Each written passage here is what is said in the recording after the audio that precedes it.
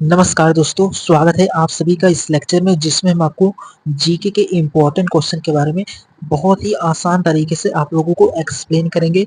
बस आप लोग अपना फोकस सामने रखना, बहुत ईजिली अंत तक बहुत आसानी से इन क्वेश्चन को समझ जाएंगे। शुरू करते हैं। आज का पहला क्वेश्चन क्या है उसके बारे में। तो पहला क्वेश्चन आपका इस तरीके से बहुत ही इम्पोर्टेंट है। इसमें मेंशन है कि भारत के प्रथम यानी कि फर्स्ट प्राइम मिनिस्टर कौन थे। तो पंडित जवाहरलाल नेहरू जो हैं वो भारत के प्रथम प्रधानमंत्री हैं। ये आपको क्लियर होना चाहिए, सीधे एग्जाम में बनने वाले क्वेश्चन है। एंड उसी प्रकार सेकंड है, ये भी आपका बहुत इंपॉर्टेंट है। इसमें मेंशन किया है कि 1857 यानी कि 1857 की क्रांति का मुख्य कारण क्या था। यानी कि जो 1857 की क्रांति हुआ था उसका मुख्य कारण जो था उसमें इसमें मेंशन किया है कि जो सैनिक थे उनमें असंतोष था। सैनिकों में असंतोष होने का कारण ये था कि जो कारतूसें थी उसमें गाय और सुअर की चर्बी का प्रयोग किया गया था, इसलिए सैनिकों में असंतोष था। इसलिए 1857 की क्रांति का यही मुख्य कारण था। ये आपको प्रॉपर समझ हो गया होगा। बहुत ही इंपॉर्टेंट क्वेश्चन है। एंड उसी प्रकार तीसरा क्वेश्चन भी आपका बहुत इंपॉर्टेंट है। तो इसमें मेंशन है कि महात्मा की उपाधि गांधी को किसने दिया था। यानी कि जो गांधी जी थे उन्हें महात्मा की उपाधि देने वाले जो हैं आपके वो रविन्द्रनाथ टैगोर हैं। ये आपको क्लियर हो गया होगा। बहुत इंपॉर्टेंट है। तो इस तरीके से इम्पॉर्टेंट क्वेश्चन को आप बहुत इजीली समझ गए होंगे। बहुत ही इंपॉर्टेंट है। एंड उसी प्रकार अगले क्वेश्चन के बारे में बात करें तो अगला फोर्थ नंबर क्वेश्चन है, बहुत इंपॉर्टेंट है। इसमें मेंशन किया है इस तरीके से। तो इसमें पूछ रहा है आपसे कि सुभाष चंद्र बोस ने आजाद हिंद फौज कब बनाई थी। यानी कि जो सुभाष चंद्र बोस थे उन्होंने आजाद हिंद फौज को कब बनाया था। तो 1942 में। ये भी आपको प्रॉपर समझ हो गया होगा। बहुत इंपॉर्टेंट है। तो उम्मीद करता हूँ अगर आपका फोकस सामने रहेगा तो बहुत इजीली इन क्वेश्चन को भी आप समझ जाएंगे। एंड बढ़ते हैं अगले क्वेश्चन के बारे में। उसके बाद पांचवा क्वेश्चन आपका बहुत इंपॉर्टेंट है। इसमें मेंशन है इस तरीके से। तो इसमें पूछ रहा है आपसे कि ताजमहल का निर्माण किसने करवाया था। तो ताजमहल का जो निर्माण करवाए थे वो आपके शाहजहां थे। ये आपको प्रॉपर समझ होना चाहिए। बहुत इंपॉर्टेंट है। एंड उसी प्रकार छठवां क्वेश्चन है आपका बहुत इंपॉर्टेंट है। तो 6 नंबर मेंशन है कि अशोक किस वंश का शासक था। तो जो अशोक सम्राट थे वो मौर्य वंश के शासक हैं। ये आपको क्लियर हो गया होगा। इस तरीके से ये भी क्वेश्चन आपको बहुत इजीली समझ में आ गए होंगे। तो उम्मीद करता हूँ आप इन 6 क्वेश्चन को बहुत आसानी से समझ गए होंगे। बहुत इंपॉर्टेंट है। किसी भी प्रीवियस ईयर एग्जाम को आप देखेंगे तो आपको फुल क्लियरिटी आ जाएगी। इसी लेवल के आप लोगों के एग्जाम में क्वेश्चंस मेंशन होते हैं। तो इनके बारे में आपको प्रॉपर समझ होना चाहिए। अगर आपका फोकस सामने रहेगा तो आप बहुत इजीली इन क्वेश्चन को समझ पाएंगे। एंड उसी प्रकार अगले क्वेश्चन के बारे में बात करें तो अगला क्वेश्चन आपका बहुत इंपॉर्टेंट है। तो अगला क्वेश्चन आपका 7th है। इसमें मेंशन है, बहुत इंपॉर्टेंट है। इसमें मेंशन है कि महात्मा गांधी का जन्म कहाँ हुआ था। तो महात्मा गांधी जी जो थे उनका जो जन्म स्थान है वो गुजरात राज्य में हुआ था। और गुजरात राज्य में कौन से स्थान पर हुआ था। तो पोरबंदर में। जो गुजरात राज्य है आपका उसकी राजधानी गांधीनगर है। ये भी आपको क्लियर होना चाहिए। तो इस तरीके से जो महात्मा गांधी का जन्म हुआ था वो गुजरात में हुआ था, पोरबंदर में। यानी कि गुजरात राज्य में पोरबंदर एक स्थान है, वहां पर वहीं पर महात्मा गांधी का जन्म हुआ था। ये आपको क्लियर होना चाहिए। एंड उसी प्रकार अगला क्वेश्चन ये भी आपका बहुत इंपॉर्टेंट है कि जो प्लासी का युद्ध हुआ था 1757 में। तो प्लासी का युद्ध कब हुआ था। तो 1757 यानी कि 1757 में प्लासी का युद्ध हुआ था। ये आपको क्लियर होना चाहिए। तो इस तरीके से ये भी क्वेश्चन आप बहुत इजीली समझ के होंगे। बहुत इंपॉर्टेंट है। एंड उसी प्रकार जो आपका 9th नंबर क्वेश्चन है ये भी आपका एग्जाम के पॉइंट ऑफ से बहुत इंपॉर्टेंट है। इसमें मेंशन है कि झांसी की रानी जो लक्ष्मीबाई का असली नाम क्या था। तो मणिकर्णिका। ये आपको क्लियर होना चाहिए। बहुत इंपॉर्टेंट है। एंड उसी प्रकार इस तरीके से आप इन क्वेश्चन को भी बहुत इजीली समझ गए होंगे। बहुत ही इंपॉर्टेंट है।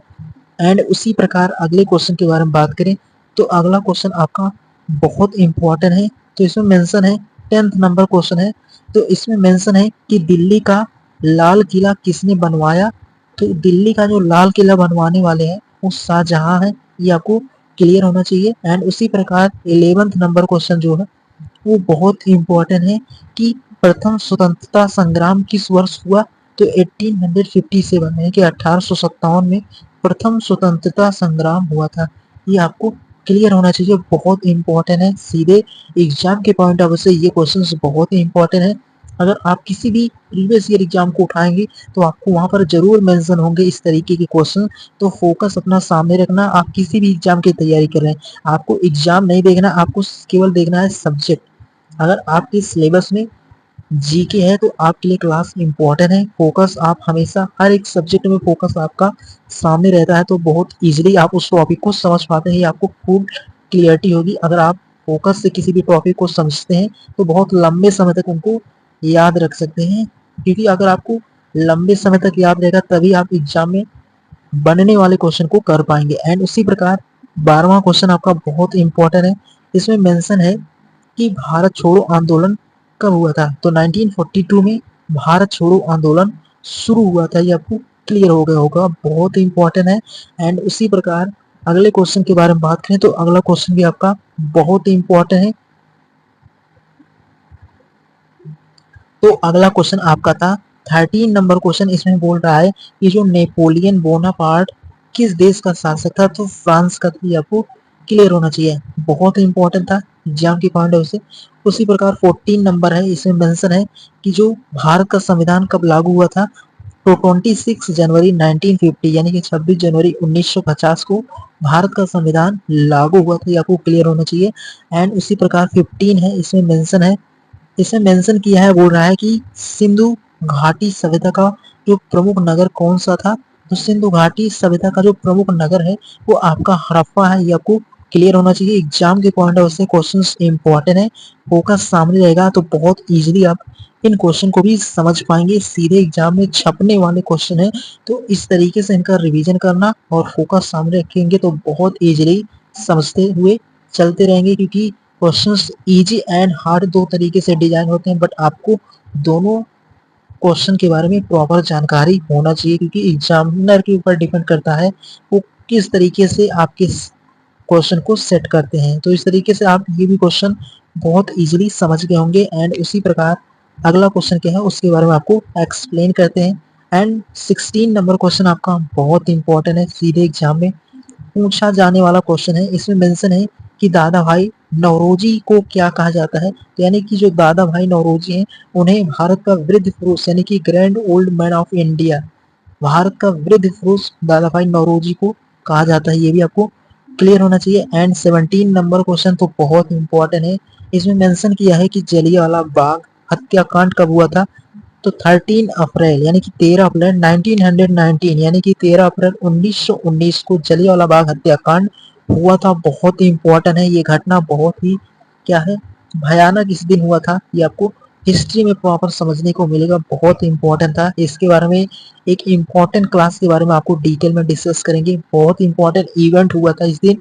एंड उसी प्रकार 18वां क्वेश्चन आपका बहुत इंपॉर्टेंट है। इसमें मेंशन किया है कि चंपारण आंदोलन का नेतृत्व किसने किया, तो महात्मा गांधी जी ने चंपारण आंदोलन का नेतृत्व करने वाले जो हैं वो आपके राष्ट्रपिता जिन्हें हम महात्मा गांधी के नाम से भी जानते हैं। तो ये आपको प्रॉपर समझ हो गया होगा। तो इस तरीके से आप इन 18 क्वेश्चन को यहाँ तक बहुत इजीली समझ गए होंगे, बहुत इंपॉर्टेंट है।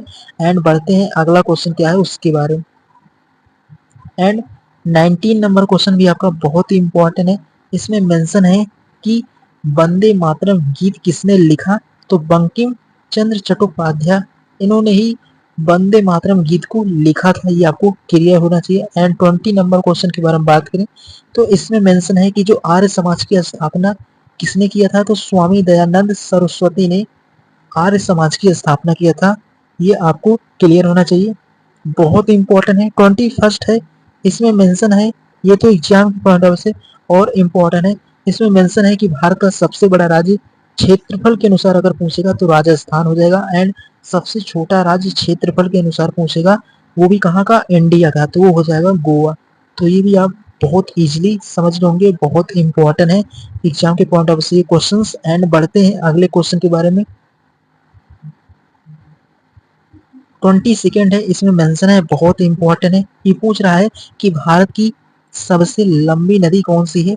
तो भारत की जो सबसे लंबी नदी है वो आपकी गंगा नदी है, आपको क्लियर होना चाहिए। एंड 23 है, यानी कि 23 में मेंशन है कि पृथ्वी पर सबसे बड़ा महासागर जो कौन सा है। तो सबसे बड़ा जो महासागर है इस पृथ्वी पर वो है आपका प्रशांत महासागर। ये भी आपको प्रॉपर समझना था, बहुत इंपॉर्टेंट है। एंड 24 के बारे में बात करें तो इसमें मेंशन है कि सूर्य के सबसे निकट कौन सा ग्रह है। तो आपका बुध जो है एक ऐसा ग्रह है जो सन के सबसे निकट यानी कि पास ग्रह है, वो आपका बुध है। तो इस तरीके से ओवरऑल इन 24 क्वेश्चन को भी बहुत इजीली समझ गए होंगे। एंड बात करें आज के लास्ट क्वेश्चन के बारे में, तो इस तरीके से अगला क्वेश्चन आपका है। तो अगला क्वेश्चन भी आपका बहुत इंपॉर्टेंट है। 25 के बारे में बात करें तो 25 है, इसमें मेंशन है कि भारत की राजधानी क्या है। तो भारत की जो राजधानी है वो आपकी नई दिल्ली है, ये आपको प्रॉपर समझ हो गया होगा। तो इस तरीके से जो आपकी इंडिया की राजधानी है वो नई दिल्ली है। उसी प्रकार 26 भी आपका बहुत इंपॉर्टेंट है।